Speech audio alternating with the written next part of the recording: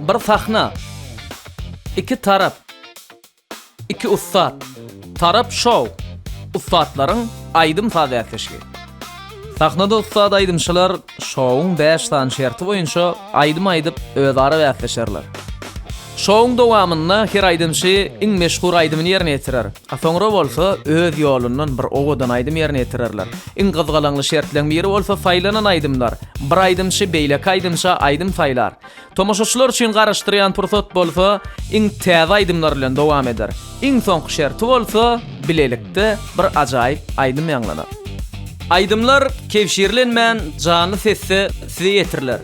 Ýeňjini emin agdalar däl tomoşaçylaryň sesleri esasında kesgitler. Haýsy tarapa ses beresin gelse öz aydymçyň ýa-da öz bagşyň adyny tesvirde belläp geç. Sesler ýörüýte programmanyň üstü bilen fana ediler. Bir hepde soňra ýeňjini eglan ediler. Öz tarapyň saýla.